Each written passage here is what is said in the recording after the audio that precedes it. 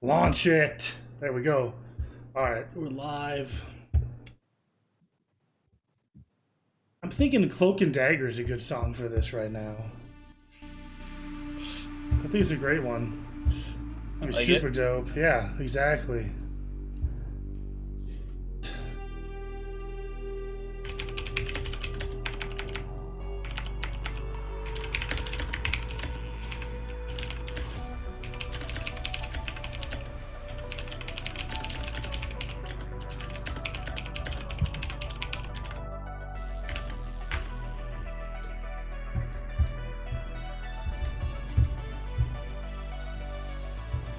Yeah, I wouldn't even know how to record this.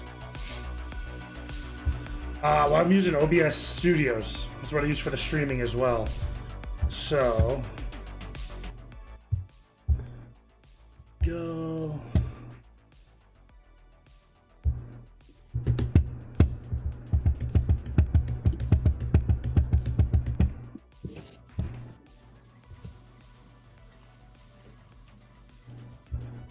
There we go.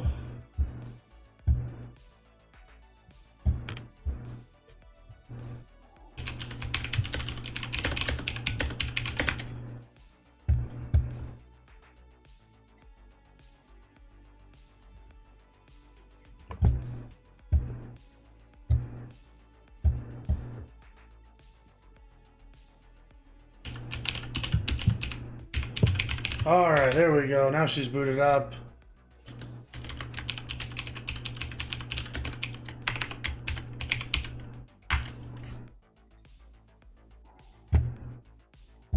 Excellent. There we go.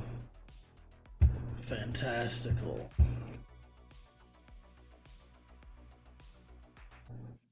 All right.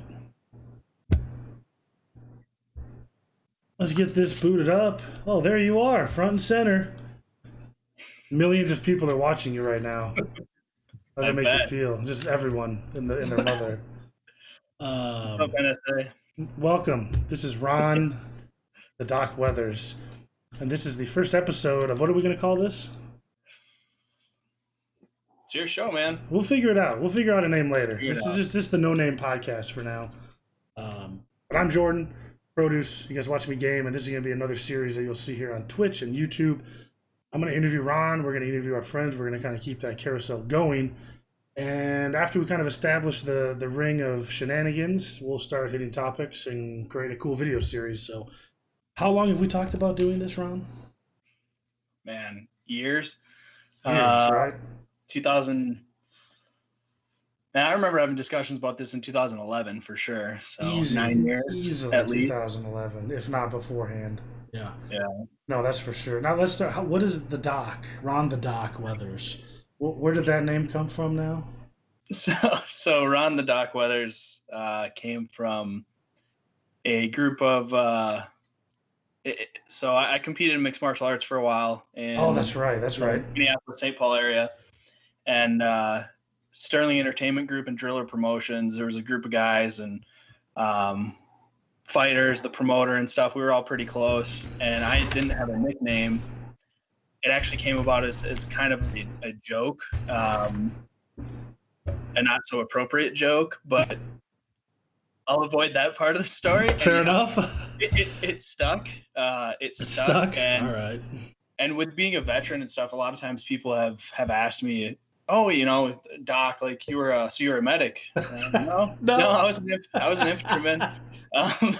And so then I get that question, where do you get the Doc? I was like, it's just a nickname that stuck.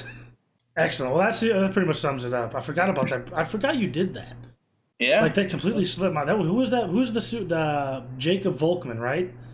Did you spar with him? Was one of the guys that came up through those shows. He was he was fighting in the UFC at the time. Yeah. Jeremy Bjornberg and Andrew Studer were the two owners. That's right. Yeah. Bjornberg. They still are. They're still putting on shows. All right, that's cool, man. No, that's dope. Excellent. Well, why don't you go ahead and introduce yourself and tell everybody who you are, what you're doing, and then we'll kind of just roll from there, man. I got a whole list of stuff to go over with you. It's gonna be awesome. Scroll. So So I'm Ron Weathers. I'm currently up in the Black Hills area, South Dakota, working for a federal fire department up here full time. Grew up with Jordan or Produce, as we call him, in Northfield, Minnesota. Went to high school together and everything, so that's how we know each other. When I first moved to Arizona, which is where I was for 6 years before coming up here, lived with Jordan. And we used to hit the gym, play video games, do all that stuff. Oh yeah, shenanigans. And so now I'm just did a little bit of time in the Army, did a little bit of mixed martial arts. I've done a little bit of a lot of things. A little bit of a lot. Okay, yeah, no, that's relatable. That's relatable. Kind of a jack of all trades. Haven't mastered quite any of them yet. Yeah, exactly. Close, just close, but not. Not quite there. Jealous of the beard right now. Yeah, you like that? My current profession won't allow me to have that. Yeah, this is coming off here soon. Actually, it'll hit 1 year next Thursday. I've been growing this thing. It's not bad. I mean, it's pretty stout. It's gnarly. It doesn't grow up top, so, and this doesn't connect. Like, this will never connect. That's just natural that way. Yeah, these little guys, they just grow straight out like this, and I have to like tape them down. It doesn't even work. It's just bad. So it's all for nothing. But the experiment was worth it. I gave it the old college try. So it is what it's not coming all the way off. Just like probably three of it. Yeah, I don't have any hair here or here anymore. Yeah, when's the last time you had hair up top there? So, 1996. It would have been 2007 because it Post red hair. It was a couple months before I enlisted. That's right. And, yeah. I had my sister, Emily, one of my three sisters. I'm the youngest. I have three older sisters. I'm the youngest and the only boy. So that was awesome. But no, my sister Emily was very confident she could competently cut my hair. And as you know, like any high school kid, especially I played hockey and stuff. So I was like, hey, I'm going to trust you with my hair. And she totally botched the haircut. And I hadn't enlisted yet, but I knew I was going to at that point. So after looking in the mirror, I just buzzed it. And I've been riding that ever since. Hey, man. Oh, that's solid. That's solid work. It was accidental initially. Yeah. So. Well, that's going to happen. Now, as far as like your enlistment and your service, you want to talk about your service? Sure. Sum it up. Give us the scenario. What'd you do? So I enlisted when I was 17 years old, junior in high school. I went to basic combat training down at Fort Benning, Georgia, between my junior and senior year of high school, and then came back. Decided school wasn't for me, and dropped out of high school. And actually, the kind of the deciding factor was the recruiter I worked with, Shane Hudella, awesome guy. He told me I was not doing the best in school when I came back. I was just over it, and he told me that the Army would actually pay me to go out to Fort Indiantown Gap, Pennsylvania, and get my GED. They'll put me on active duty orders and they'll actually pay me to go do this. And, at 18 years old, then I said, what, they're going to pay me $3,000 to go get my GED. I called the school the next morning. I said, hey, you guys won't see me again. I'm out. Peace, Patty. You're gone. So the Army paid me $3,000 and I got to spend a month out at Fort Indiantown Gap, Pennsylvania. From there, I went back to infantry school at Fort Benning. I came back. I really only ever spent, in my total time in service, I spent about a year with a line unit. Yeah. The rest of the time I was doing ADOS, active duty for operational support, and technician work, they call it, which is basically you're a federal civil service employee, but you work for the National Guard, so you wear a uniform and work every day. I remember you working for them at some point too. Yep. Yeah. Yep. So I did that off and on, and and then I got out completely done in May of 2015. Okay, yeah, so it's been over 5 years then. Yeah. So no deployments. I mean, no. Just the way my jobs fell and everything like that. I never deployed overseas, which, to be honest, that kind of bothered me when I was younger. But with age and maturity and stuff, I'm in a lot of ways thankful. I think it would have been a valuable experience. Anything I will say, even not deploying to a combat zone, anything like that. Man, being in the military, you get to do and experience some really cool stuff that, you know, the vast majority of people don't get to experience. I suppose, yeah. You know, even I mean, moto stuff, like shooting machine guns, stuff like that. I mean, right. There's that kind of stuff, which is really cool, but it also, I think it's impossible to come away from it and not learn something about yourself or something about working. And it sounds corny, but honestly, man, like working as part of a team and how shared hardship, you know, this is carried over into my career in the fire service. The fire service is paramilitary, but it's definitely not the same, similar but different. Anyhow, shared experiences, in my opinion, are the absolute best way to get a group of people to work together. Is take a group of people, put them in a shitty situation. Can I swear? Yeah. Speak freely. Yeah, your First Amendment is 100% protected here. You are good to go. Yes, absolutely. This is a safe space. Put them, you know, if you take a group of people, they can be from all different walks of life, all different backgrounds, and you put them in a high stress, shitty situation. I don't see how those people don't come out the other end as a tighter group. And so when you do that, you forge that repeatedly with the same group of people in anything. It doesn't have, you don't have to be in the military to get that experience. I mean, our group of high school friends, there's a lot of that. You really get to know people. It's invaluable in my opinion. And I think that's part of, not to get too tangenty, but I think that's part of the problem in our current culture, just generally speaking. I mean, it's really easy to point fingers and divide when we don't have as many shared experiences. And, you know, I served in the military with people from all religions, all races, all financial backgrounds, all that stuff.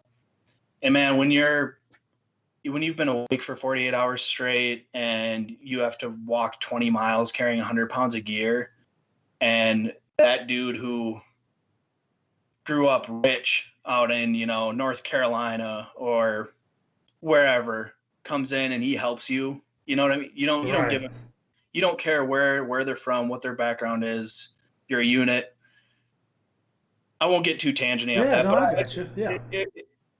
That's probably the biggest thing I gained from military service was perspective on, I mean, how is as much as we like to think we're so different, most of us are pretty similar when you break it down. Yeah. It just filters on top. That's about it. Yeah. Oh, that makes sense. So that's some pretty good skill. You've probably used that to transfer that over to your new career here. You know, when you transferred up to, well, you started here in Arizona. Yep. Then... So I used my GI Bill to go to the just the fire academy at Central Arizona College there. Okay. So they have got my firefighter 1 and 2 certifications, EMT, hazmat, those all the base level things, and through that, just like anything in life, it's not always what you know, it's who you know. So was able to do some networking and got on with a fire department down there, a city department full time, and we were in a lower socioeconomic area, which is great for EMS experience. Right. Most of our calls are medical, like any full-time department, and got to kind of, I won't claim to be any old salty dog in the fire service or anything, but my time in Arizona City was it was formative, man. It was awesome place. I'll recommend that place till I'm blue in the face for somebody new starting out, because you get a lot of experience very quickly. It's kind of like triple XP weekend, just kind of everything thrown at you. Yeah, exactly. Done. And so those curiosities as like a new EMT and a new firefighter that a lot of people, myself included, have, you know, like, oh, what's it like to see somebody get shot, you know, or what's it like to see somebody You kind of figure those out real quick. Absolutely. Yeah, it's like, oh, all right, we got that answered. Yeah, exactly. So from there, I got into the federal side. That's right. I don't know, a lot of people probably don't know. So every military installation in the United States and pretty much around the world has full-time paid fire departments. The Department of Defense and both the Department of Defense and Veterans Affairs both provide their own fire protection for their facilities. Excuse me. So I work at Fort Meade Fire Department for the federal government up here in South Dakota, and small installation. The main thing we have there is a VA hospital, but it's a big VA hospital. But other than that, there's full-time National Guard, and it's one of two, I believe, 2 or 3 accelerated officer candidate school sites in the country. So we get OCS OCS students, I should say. I'm old now, but you get OCS students coming in every summer, and that's pretty cool. That's keep things pretty active. They shoot a cannon off at closing ceremony every day. That's dope. Every day? Scares the shit out of me every time. Boom! What? That's awesome. You never get used to it. Yeah, or I haven't yet. That's every day at 5. That's great. Yep. Closing formation. They do a closing formation. They shoot off I don't think it's a very big cannon. But Fort Meade was I'm a history nerd. Yeah, you are. You do like the history, though. You always have. Yeah. So we were the original home of the 7th Cavalry. George Custer. Damn. Yeah. All right. Well, that's impressive. So that's South Dakota in general has got some cool history. You know. You guys just had, big old President Trump just visited you guys. Yeah, right? Mount Rushmore. How'd that go? Any hubbub around the town, or just kind of in and out? So I'm about, where I live is about 45-minute drive to Mount Rushmore. You're pretty close. That's not too far. Yeah, everything here in the Black Hills, like pretty much Rapid City is the hub.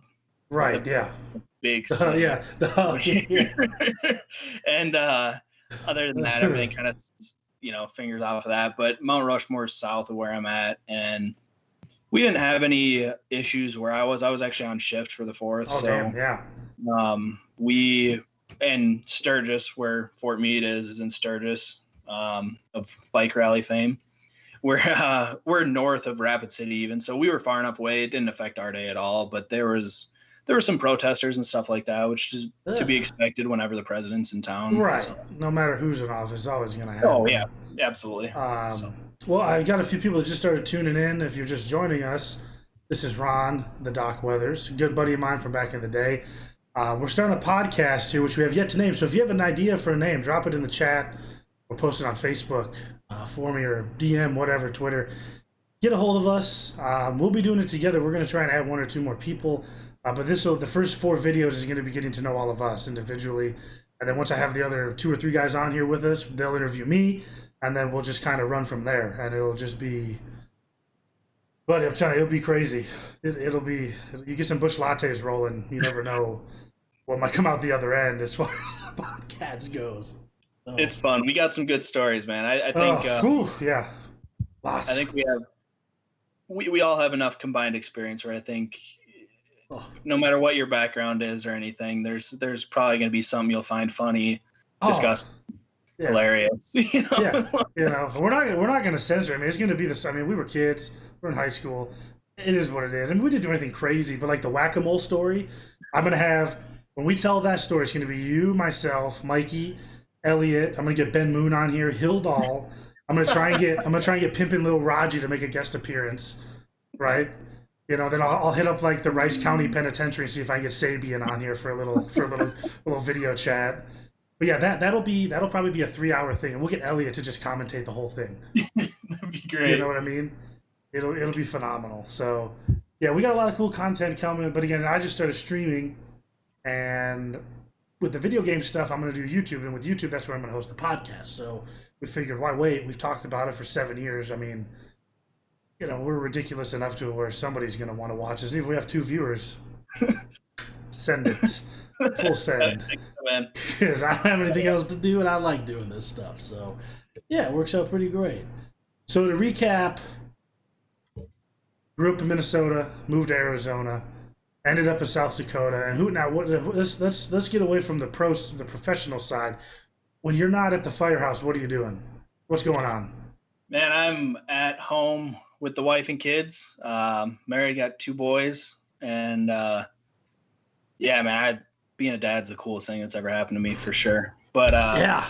as far as hobbies and stuff like that, man, we all like to do things outdoors. The Black Hills is an awesome place to live for hiking and camping and stuff like that. I'm not really into fishing. I don't know. I've thought about taking that up, but hunting season's coming up. Fishing's a lot of work, bro. Hunting, you get so much more meat. Well, yeah, that and it's, pew, done. Not fight this little bastard of a fish that you get in the boat. Yeah, look at this. It's 7 ounces. Great. Yeah, you get a little piece of fillet. Yeah, I feel it. Yeah, I'm in. No, I like to hunt. Do deer hunting up here every year. Okay, good. Easy to get a tag? Yeah, oh yeah. For residents up here for sure. Awesome. Yeah. Wish Arizona did that. If you want a Black Hills buck tag every year, you're going to be disappointed. But there's different tag. I got a tag that's good for one of each, buck and a doe this year. So yeah, nice. I like to hunt. I like to shoot. That's like the freezer filler pack. The dual tag. That's perfect. Yeah, I like it is.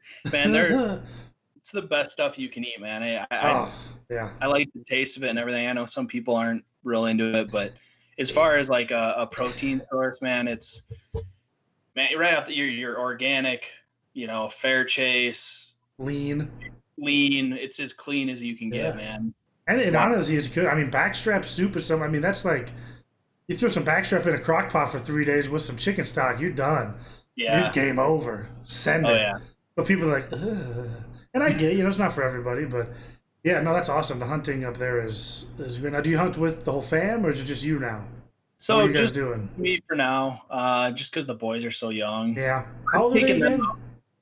So my oldest is 3. Right. He'll be 4 in December. My youngest is 1. He'll be 2 in October. So they're 3 and 1. They're still pretty little guys. Yeah, that's good. You having any more?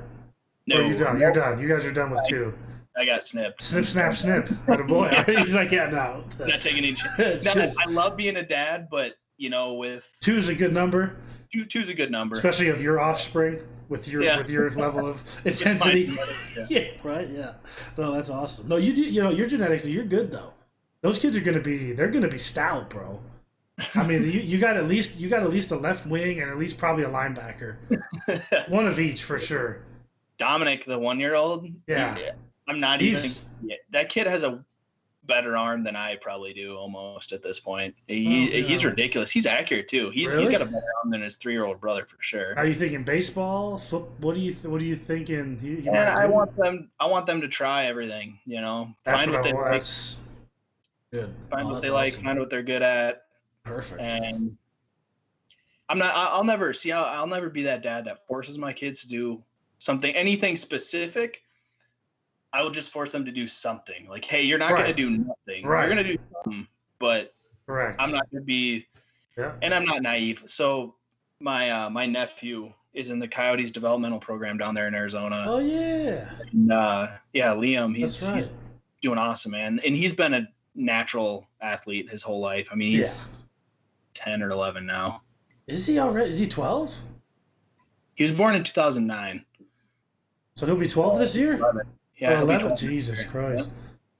So anyway, he's doing awesome. And I took him a couple years back. I took him to one of their first practices, and the coaches got all the kids went to get dressed, and the coaches got all the parents together. The story will make sense in a minute. And, that's good. I like these. They just, I thought it was pretty cool because they approached it in a very tactful way. I mean, this is a program put on by a professional hockey team, but they essentially very tactfully were like, hey, look, your kids aren't here to make the NHL. Like, we're not saying they can't, but that's not why we're here at this point. We're here to teach them the game. Yeah. 100%. Have fun, get some exercise, burn some energy.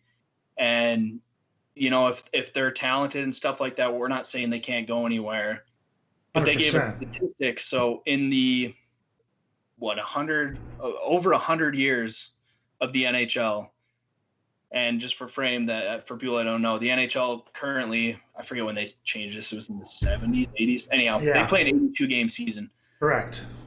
And so there's a lot of games. In every NHL game ever played since going way, way back when there were no pads and they, way, way back to the inception from the inception of the NHL till today, it's just over 3,600 players that have ever suited up for even one game. Yeah.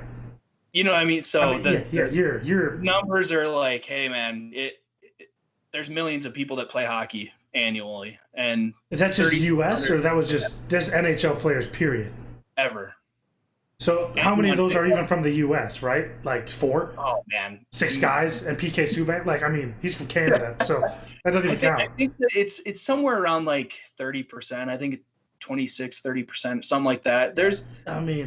But now in the modern NHL, you're right. I mean, it's Eastern European, and it's always heavy on Canadians. Oh, yeah, of course. Yeah, Canada, Russia, European. I mean, you're just naturally. But yeah, no, that's good. Yeah, making them find something they like to do. That's I think that's great. Don't force it on them, but just they'll find something great. Maybe he just stumbles upon an Empire striker in the closet and has to go hit the speedball course. Shucks. Oh, where'd you find that? I'll be dog. Funny you found that. Great. But yeah, I want to expose them to as much as possible. Like, I mean, neither one of them have shotguns or anything, but they've been around when I go to the range, go shooting and stuff. Just I think anything like that, exposure and education, just like anything in life, man. The more you know, the better off you'll be. So, no, that's the truth. What else? Other than that, shooting, mountain biking. Got into mountain biking up here a little bit. I'm not great at it, but it's fun. You have the bike to do it? Like, you got all the equipment for it? I got. It's an expensive sport. I found that. I know. I bought like a super entry level bike, and it was over $800, and I was like, dang. For me, for a pedal bike, that's expensive. So okay, yeah, right. Exactly. I'll stick to my flat ground biking then. Excellent. But yeah, it's another thing. So we do that a lot for PT at work. That's what got me into it. For our physical fitness and stuff at work, we'll go on a group bike ride because where Fort Meade is, we back up right to. There's awesome trails and it's beautiful out there. So. Oh, that's great. Now, are you still thinking about staying up north, or relocate? What's the plan for the Weathers clan here? So moving forward, we're actually gonna be moving back to as long as I can find gainful employment. We're gonna be there we go. Okay. Obviously, with a wife and 2 kids. You don't want to lose it. But I have a couple things in the works right now. I have actually an interview Thursday, a chief's interview with Tempe Fire and Medical for a fire inspector position there. Excellent. So I'll know for sure on that one, I would say by the end of the month, whether it's a yes or no. So that'd be great. And then I have applications in at Queen Creek and there you go. Goodyear, actually. Yeah, it's funny. Queen Creek, I remember you telling me about that a while ago, because Amanda and I went to go look at a van. She just got this sick camping van set up, which we'll talk about later. But nice. We went all the way out past Queen Creek to go look at this van. And we went past the fire department in Queen Creek, and I'm like, good, no wonder Ron wants to work here. I thought it was like Trump Tower. Mm-hmm. I mean, there's guys out there spit shining the chrome, and they got gold-plated fire engines and like twin turbo. Have you seen the stations in Gilbert? Dude, yeah, I live across the street. I'm like, what is that? I mean, it's insane. It's great. But yeah, that'd be. Now, where would you guys live out? Let's say you get the Tempe job, or are you going to live in Tempe? Are you going to be East Valley? We're not sure exactly where. It'll be somewhere in the East Valley, Chandler, Mesa.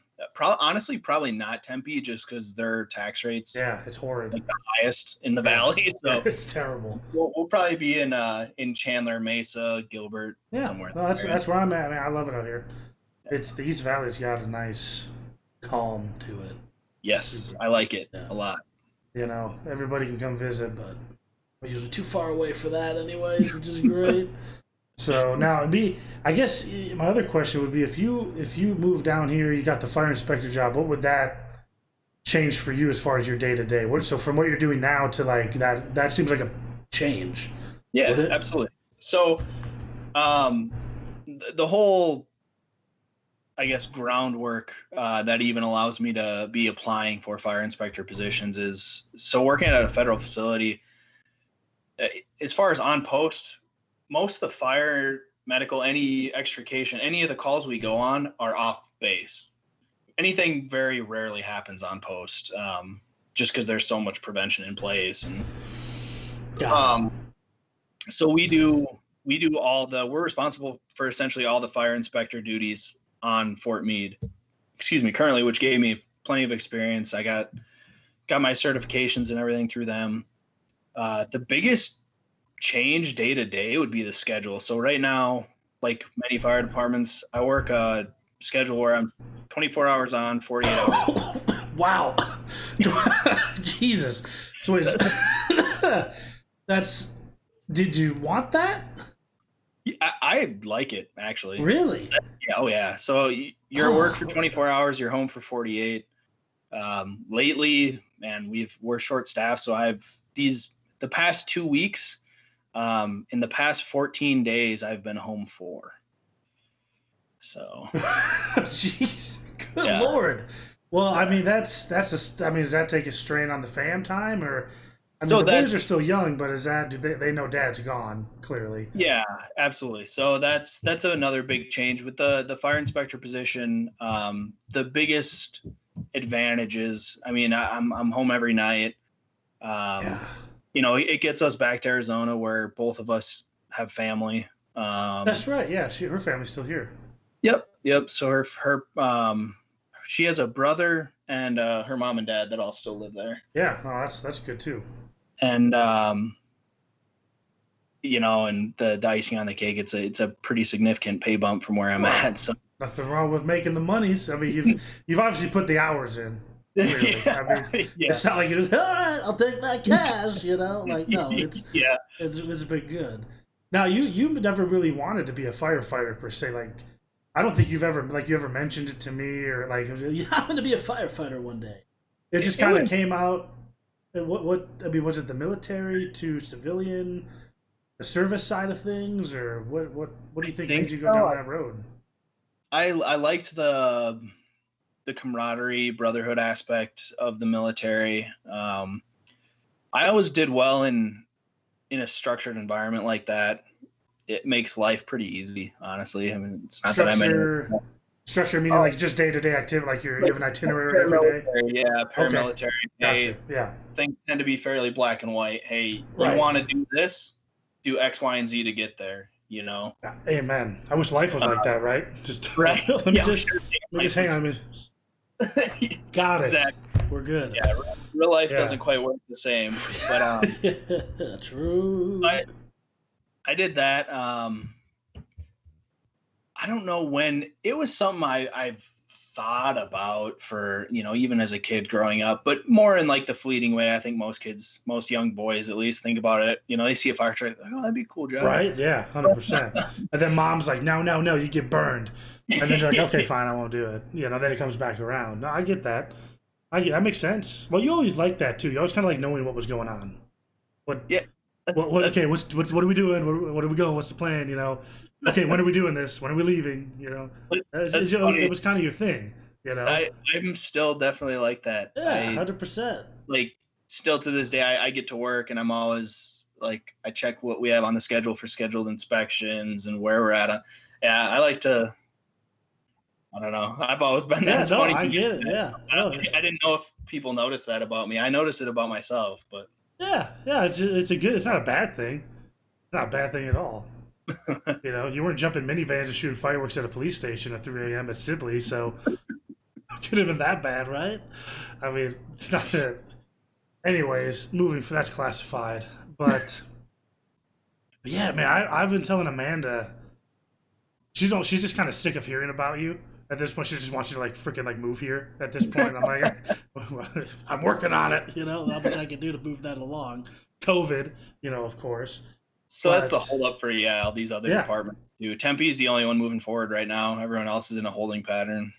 I mean, Tempe. There's a lot of Tempe. Just seems to always be on fire though. Like pre-COVID, I feel like all these apartments were burning and like ASU was on fire, and then like the river caught on fire. It was crazy. I mean, it makes sense. I mean, I don't doubt it. But hey, man, the Valley Fire Department's down there do an excellent job with public relations. I can't. Being a fire in the middle of summer out here, wearing all that gear. I mean, yeah. Is it? That's good to know. I know you probably wouldn't think so. No, I thought, it's pretty crazy when you come out of a burning building, though. It puts things in perspective, though, because you come out of a room that's that hot, wearing all that gear. You can walk outside and it's 110 degrees, and you take that jacket and that SCBA off, and it feels like 30 below. Oh yeah, it feels great. That's great. No, that's awesome. That's awesome. But anyway, I was telling her, Ron might be moving back. Like, it could happen. I was like, it could happen. Then as soon as Ron gets out here, then we'll just start just pummeling Mikey from both sides, just spamming his Snapchat with just constant sunsets and glorious shenanigans when there's 8 feet of snow on the ground in Minnesota. And then we'll call Jeff Bezos up and get him to transfer him out here, and then it's just done. It's just done deal. But what do who knows? Who knows? And our pay stubs. That's how you get mine. Yeah, that's how much less taxes you pay. Oh, shit, you're right. Yeah, just send him the W-2s. Here you go. Have at it, buddy. I think Mike would love it out here. Mike would have a blast in there if he lived out. I told him he would crush. He would. He would be multiple ways. He would be the mayor of Arizona. Like on Foursquare, he would just be the head guy with his katana does, just walking around wet skate, just. And he's always complaining about. I shouldn't say always, because Mike's not the kind of guy that always complains. But he'll complain about, rightfully so, in my opinion, the pretentious nature of a lot of women in Minnesota. They want a guy who's like 6'5". They only want a guy who's 6'5". Makes $250K a year. He does. You know what I mean? I can see him standing there, tapping his foot, just tapping his foot, tapping his pocket, waiting for the text, and just ranting, and just, dude, no. I can just see Mike getting furious right now. Yeah. No, absolutely. I mean, I can tell you this much, that people in Arizona in general, having grown up in Minnesota, are far and away just better. They're just happier. So much more laid back. The culture is way more laid back. I mean, now it has changed since I've lived here almost 10 years now, which is crazy to say, right? December of 2010, I drove the old IROC down here, Ron, I'm in Casa Grande. What? Yeah, where you at? Over here. Okay, see you. And that's like, all right, let's figure it out. About that. It was, oh, yeah. From my perspective, that seemed like it was totally on a whim. Like, it was like. It was. I did. I quit my job the Friday. When you were like, yeah, I'm down here. I was like, what? I think you're fucking serious, man. Yeah. I quit the job. I quit Harry Brown's in Faribault on November 28th. And then I drove down on the 3rd and got here the 5th. And I applied for that Avondale auto job when I got there. I'm like, shit, we got to find a place to live. Shit, we got to have a job. Oh, all right, let's go. This dealership's great. Like, that's how it's just crazy. That's awesome, dude. Remember when you worked at that Subaru dealership? Yeah, that closed. They're like, we'll give you a job. Yeah, we're closing in a month, but it's like, they got you. I forgot that they did that to you. Troy Cherry, one of the guys. I'm still friends with him on Facebook. Yeah, that's right. Troy, golly, that was that New Year's Eve party we went to. Yes. The Four Loco days. Yeah. All flying back. Whoa, Nelly. How about the AMF night? Well, I was going to say, we don't want to talk about the Westgate AMF incidents, because that could be... Whew, yeah, that could open up a can of worms. Red Wings. A can of Red Wing worms. That'd be bad. That'd be bad. Yeah, it's all good. Yeah, people don't forget. Yeah. Can't ever watch Fast and Furious 4 ever again, but it's okay. Nah, man, my wife's super chill when it comes to. No, it's. Oh, I wasn't saying. I figured that. Yeah, I figured that. But other than that, I don't know, man. I like to. Shit. Well, when the gyms are open, I like to do that. I like to go to the gym. Yeah, hammer smash face. Yeah, no, I get it. So that actually is a good lead in for my next little area. I wanted to get your insight, because obviously we live 1,500 miles away, in totally different climates, not just weather wise, but just our states are similar, but they're also very different. You know, your governor is a bad MF. Like, she should run 2028 or 2032, just when the Trumps are done. Okay, dude, but like, she's bad. She is bad. She's awesome, man. Oh. She ain't taking I like shit. Free state. Yeah, and I don't. I think some people might think I'm being pretentious when I say that, but it's just the way I view it, man. We're able to. Our governor in our state treats us like adults, which is always what I appreciate. You know what I mean? Boy, that's a good way to put it. Yeah. Oh, that's let well-informed adults make their own decisions, and that's kind of my political stance on everything. Yeah, right. Yeah, no, I get it, 100%. Yeah, that's as far as we'll go to that. But being that we're in two different states, if this COVID stuff, I mean, it's clearly you being being a first responder, you've got not only a deep, literal firsthand view of all this craziness, but how true and how much do you pay attention to the news and the reports and the estimates and the stuff? Because you deal with it. I mean, how many people do you contact every day? Hundreds, if not. I mean, depending where you go. The potential to, yeah. Right. Hold on. Yeah. 1 second. Here, come here. Oh, who's this? This is Cody. Wait, you have two now, right? Yeah. 1 second. He wants to get out. Check these America shorts, by the way. That's strong. Sorry. This is very American. Good Lord. Jesus. Is that a Southside Barbell shirt? It is. Oh, damn. Southside Athletic. Oh, Southside Athletic. Okay, that's right. Yep. Excellent. Shout out. Excellent. Good deal. No, COVID. So, to be honest, I don't really watch the news. It's not my thing. Right. No, yeah. It's on at the station, depending on who's working. Like, there's a couple guys that really like to have the news on and stuff, so I'll catch stuff there. And so I know that that's like all they're talking about, really. It is. And as far as the day-to-day impact, we haven't been hit very hard. I'll lead this. We haven't been hit very hard in South Dakota in general. Right, like at all. We have a lot of people that think they have it, that test negative. We have a lot of people that come in and test at our facility at Fort Meade, a ton every day. You have a facility where you're at then?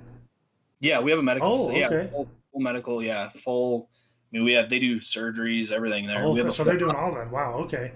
Crazy. And I myself, again, like I said, South Dakota has a lot lower numbers than most states, and we never shut down. We don't have a mandatory masks. Right. But we also have to be fair, we have a very low population compared to a lot of places. It's a little bit older too. I mean, it's on the older side. We don't have a lot of college kids or anything running around, but yeah, not as many. I mean, did you guys do anything with restaurants or anything like that at all? So the city of Rapid City, city ordinance, there was never a statewide anything. The Rapid City did a city ordinance that shut down restaurants and gyms for a month. And that was back in March, I believe. So it was March, so then they just relied on the herd immunity to take over, and it looks like it did pretty good. Yeah, for you guys. I have yet to come in contact with a confirmed patient. Really? That I know of. That you know of, but even still, that's wow. Yeah. I mean, that's crazy. And we take all the precautions, Yeah, of obviously, course. We do wear the masks and stuff like that at work. Not in the station, nobody, but when we go out and interact with people. 100%. But it was a lot more intimidating when it was still so much unknown. I mean, when this all kicked off, it really was. I mean, all of us universally even were kind of nervous about, are we going to be exposed to this? Take this home to our kids? Like, what does this thing do? Just like anyone else. But now, honestly, the general mood is we don't really think about it much other than like it's there. It's there, and shit, we got to put masks on if we're leaving the station. If somebody coughs like more than twice in a row, shifty eye dog in the corner. Yeah, right, exactly. At the gym this morning, man, I took a drink out of my fucking jug, and I'm a fucking big dumb animal, so my body doesn't realize I can't breathe while I'm drinking it. I aspirated some of it, and I'm like, and I started coughing, and I immediately felt super self-conscious, man. I was like, right, yeah, dude, it is. Right? You were like, oh god, I'm an asshole. But they're trying to kill them. Like, don't shoot, hands up. Yeah, don't shoot. I'm not sick. I'm just retarded. Yeah. Okay, I aspirated water when there was nothing happening to me. I was literally just drinking water, and my body couldn't figure it out. So that was pretty awesome. Everybody just leaves the gym. Yeah, it's weird. I didn't have to wait for anything the rest of the time. Yeah, right. Yeah, no, I mean that's like. You look at Arizona. I mean, obviously we have a lot of snowbirds. You know, we have the Sun Cities and the Casa Grandes and a lot of older people, just old people in general. A lot of elderly. But that's like coming up where the population, October's and everything just. Well, that's the thing is, I'm wondering, are snowbirds even going to come back? Are the Canadians coming back? Absolutely not. How can they? Right? Now the way everything's been on the news. You know, so you take the 10% of the state of the economy, that's gone. And then you got the people, just the normal, the Minnesotas, the Colorados, the East Coasters. They're not leaving New York. They can't leave. They're going to stay. So how much worse is this state going to be? That's what I'm thinking. Oh my God, you guys did it right. You know, you guys stayed open. You did the thing. And people just weren't assholes to each other. And it worked out pretty good. And we are having a crazy tourist season. So the Black Hills, really? Okay. Yeah, a summer tourism place to begin with.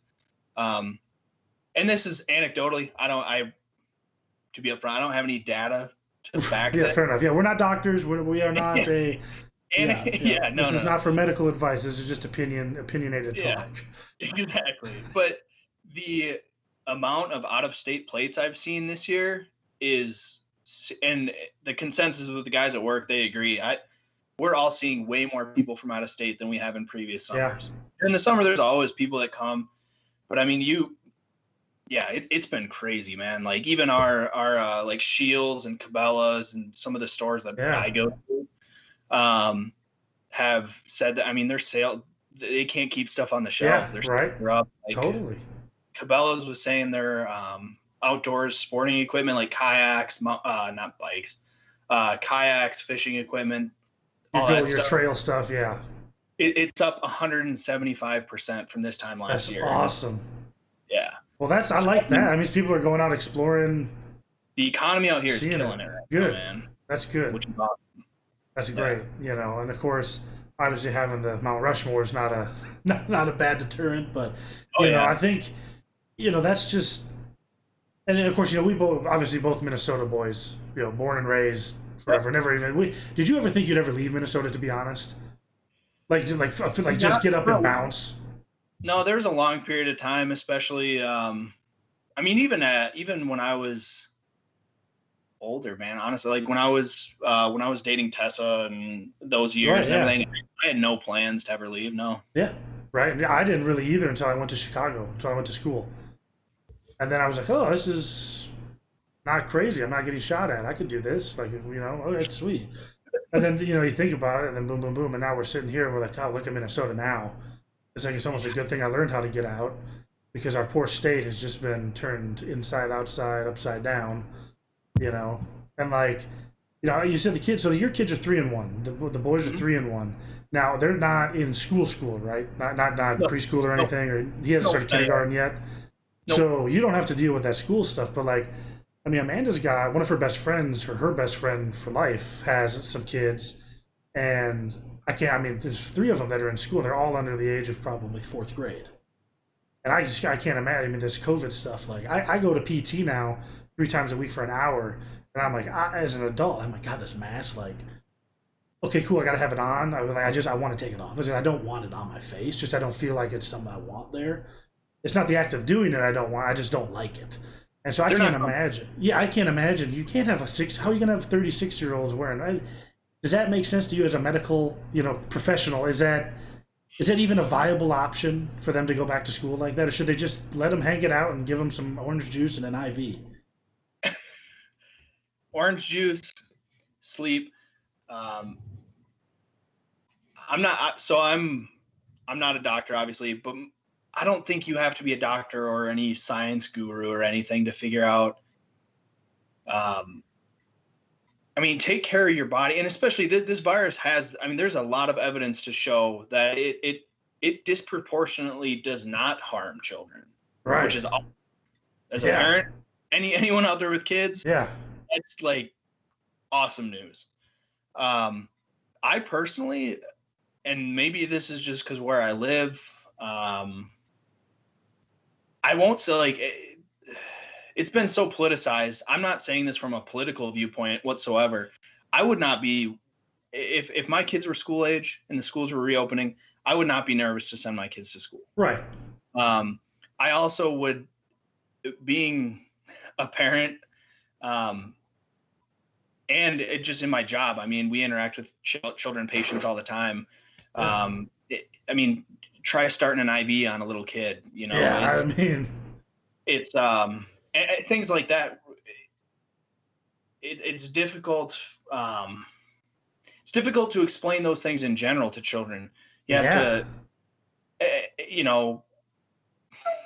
It's almost like it's gonna breed fear, a different type of fear in the kids. You know, breed fear in children. It could be scary for them. They also, the compliance thing. I don't understand how that's going to look, because I mean, is a teacher just going to spend all day telling kids to put their masks on? You know, and I don't know. Maybe it'll work. I have no idea. Yeah.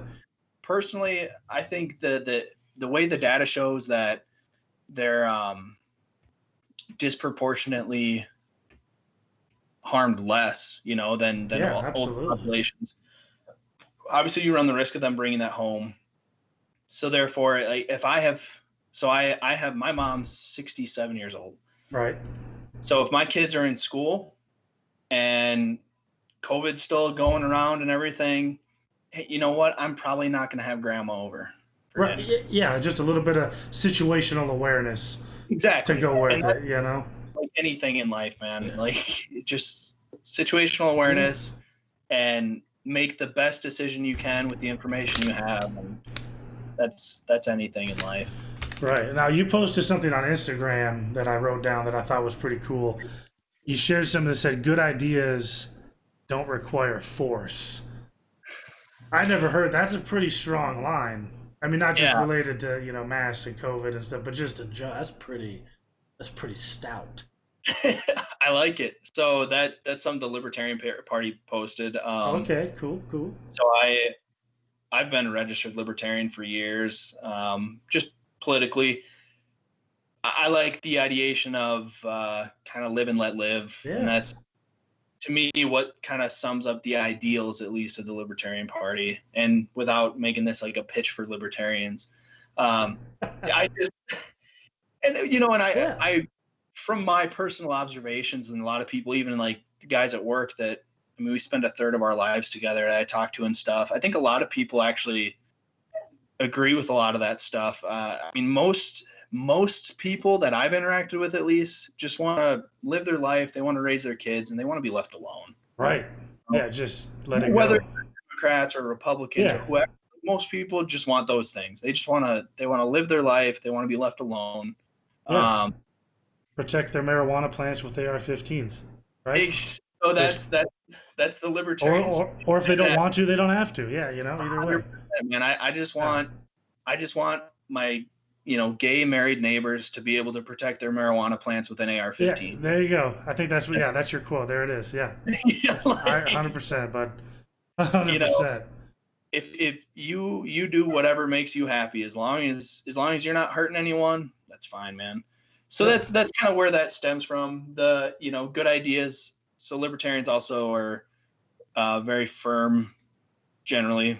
I won't speak on behalf of all, but generally speaking, very firm believers in the free market, you know, free market solutions. Hey, good ideas, you know, good ideas will solve problems. And the more you incentivize good ideas financially, that's the free market, the more people there are going to be competing to have, like, hey, no, I can do this better and cheaper. Absolutely. And that's how, it's kind of, the whole capitalism issue has left a bad taste in a lot of people's mouth, which I understand. Our current system of it has a lot of crony capitalism, where there is a lot of, you know, the Amazon. Pelosi-itis, the Pelosi's and the Feinsteins of the world, and I gotta go.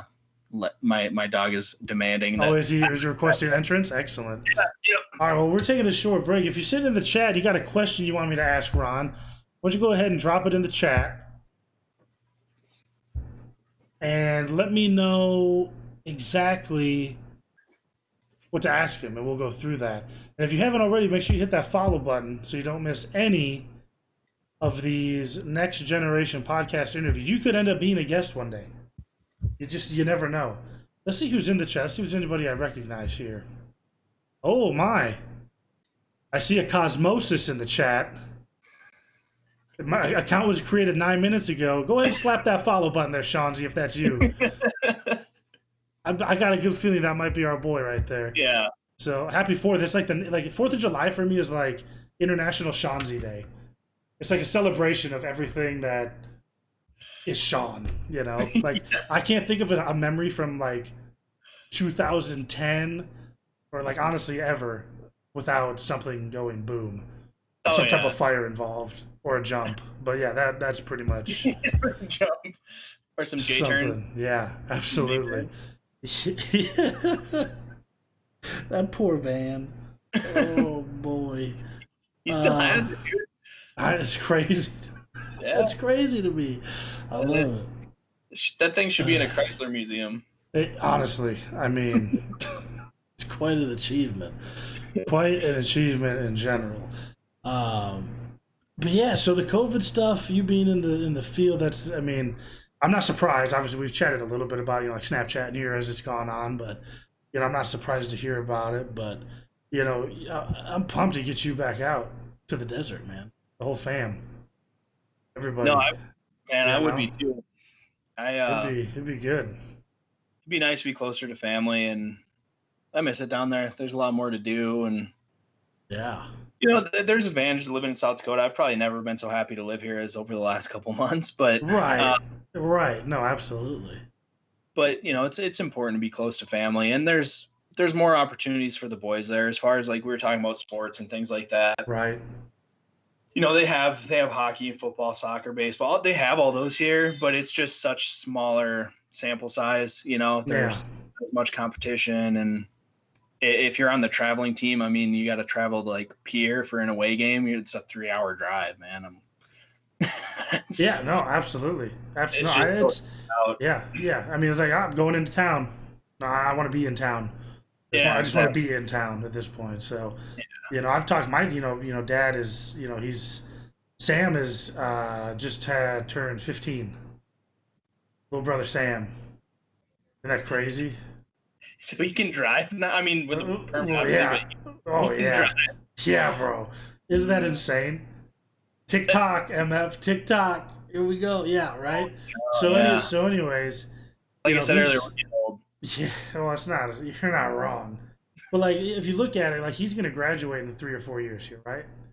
So, my dad, I didn't think he was going to leave Minnesota. I thought he's Turnberry Court, 617, 100% all day long. But, like, how at this point, he tells me he's thinking about moving down south, like moving away. Like, just as soon as they're done, out. Florida, Texas, Arizona, there's a whole bunch of Montana, who knows? Like, there's a whole bunch of spot on there, but, like, that's how crazy that state's gotten. And to hear, like, how crazy, you're right next door, you're in South Dakota, but where we grew up and then, down here, it's just so different. Everything is, life is different everywhere we've been at. And it's crazy. And, of course, like Sean, speaking of Sean, I mean, hell, he's, military again. I mean, he's got the newborn and he's got the same situation. He's in and out and in and out and in and out. I mean, they can't. And we got to get him on the show. Shanzi's got to be a guest soon. He's got to be one of the first 10 on here, like for sure. Come here. Like for sure. Oh boy. No. Oh, we're getting a special guest. Oh, who's this? This is Freya. Freya. Oh, she doesn't want to be on it. She's camera shy. It's okay. No, she's looking for her bone. Standard. It's relatable. I feel that pain. How old is she? When did you get her? 2 months ago. Oh, okay, good. So you got 3 dogs? So Two. no, 2. the other one went to a ranch. Oh, okay. Much better suited for ranch life, and I work with a rancher. Got it. So understood. But this one, yeah, she's a Belgian Malinois, and she's gonna be. So she's gonna be. She'll protect. Yeah, exactly. Yeah. But she's a total sweetheart. Oh, I have no doubt. At all. But yeah, you can tell the protective nature. She's only what, 3.5 months old, and yeah, she doesn't like people, even like the boys or something. If they're hitting each other, she doesn't like that. No, stop it. She'll go and interject. That's good. That's especially with the boys being so young. That's like. Oh yeah. I mean, you remember Ava, right? The golden retriever. Yes. Yeah. Just Pog. Yeah, just crazy. But same thing. That was good stuff. But so I'm thinking for our next episode, right? We'll kind of wrap this one up. I think our next episode, I think we should invite Mikey on and really just grill him. I'm talking just grill. We'll get Julio to steal his phone for like an hour, so he's just lasered in, right? And then I'm gonna send you that box. Finally, I'm gonna send you your stuff. I haven't done it. So in this box, I want you to open it live because there's some really good stuff in there, bro. Like there's some like 2007 stuff in the box. Yeah, craziness. Like I found this gem of a crate while I was moving. So you'll enjoy that for sure. So I keep forgetting about that too. That'd be awesome. Yeah. Good news is we got toilet paper back on the shelves down here now, so we're good there. We don't need to be rescued anymore. But I'm our chat. Oh, Steve's in the chat. He also has a German Shepherd Belgian, and he can relate to those tribute. Yeah. It's very standard ops. Yeah. Yes. But Here, you can say hey, how we doing, bud? Good. What you want? You're famous now. He says I'm Ellis. You are Ellis. How are you, sir? Good. Yeah, you're still good. What are you doing tonight? You hanging out with Dad? You gotta ask Mom. No? Mom said no? No, I say no. Oh, Dad's just out. Dad's out. Okay, MVP. All right. Oh, you want to go buy stuff at the store? Of course you do. Oh, excellent. Smart kid. Come on. Smart boy. Yeah. No, I want to go buy stuff at the store. This is definitely your child. 100%. That is your kid. Yeah, I can't. There's no denying either one of them. Right? Yeah. Strong. So I don't really have anything. I think that gives some people a pretty good idea of you. We didn't really get into the connecting stories yet, which we'll save for some good banter with the boys, the brew crew, and then we'll start with that. But we'll probably. What do you think next? What's your schedule like going? Are you off Sundays or? I'm actually no. So it's rotating because we're on for 24 hours, off for 48. So I work every third day. Let's see. I have no overtime scheduled though. Like these last 2 weeks have been a ton of overtime. The only 2 days I work this next week are Tuesday and Friday. Okay, so why don't we plan for next Sunday then? Yeah. I'll send that box to you tomorrow, and then I'll put a group chat together for Mike and you, and then we'll get something set up and get the king, the Slayer, the Prelude, the H22 Blazer aficionado, Drift King JDM Rice. Yes, that's right. Yeah. That's right. I already know the theme song for next one. We're gonna play the Honda anthem for our boy. It'll be great. It'll be super good. Cool deal. Well, I'm gonna go ahead and pause the recording and get this edited up, and then I'll hit you up in the messenger and we'll get something squared away. So Absolutely. Awesome, man. Well, I appreciate. I think everybody in the chat too is being a first responder. We all appreciate what you're doing for everybody. So keep doing it. Hopefully, we get you out here to the desert soon in a safe manner. And we'll get this show on the road, figuratively and literally. Yeah, I'll keep you posted, man. Thank you, everybody. For sure. Pleasure, man. It's an honor to do my job. So 14.6 million viewers worldwide. Almost, give or take. All right, brother. I'll see you soon, bud. Later, man. It's good talking to you. Bye.